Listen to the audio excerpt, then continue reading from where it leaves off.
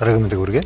Далайн хаадууд клуб 15 жилийн хүрээнд анхудаа олон улсын нээлттэй усан спортын Blue Mongolia 2026 фестивалыг зохион байгуулах гэж байна.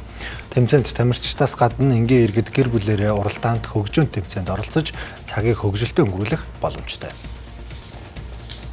Хариуцж ажилладаг. Энэ жил Монгол улс цуслан Уг фестивальд Physical Asia 100 шоуны Японы баян оролцогч Олимпийн аварга Хацуми Накамура урилгаар оролцсноо. Тэрээр энэ сарын 29-нд онгоцны буудал дээр бууснаар шууд буйр нуурын задгаа усан цэцлэлтийн тэмцээнд очих юм байна.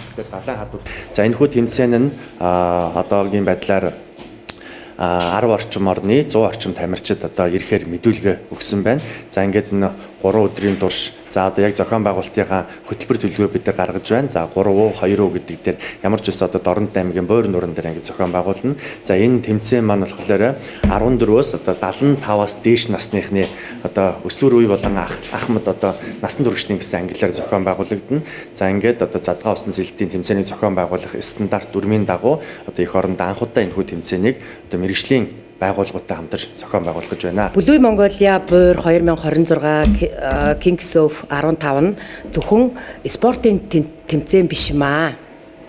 Энэхүү төсөл нь Монгол улсын зүүн бүсийн хөгжил, аялал жуулчлал, байгаль хамгаалал, усны аюулгүй байдал, эрүүл амьдралын хэв маягийг олон улсад сурталчлах зорилготой цогц төсөл юм.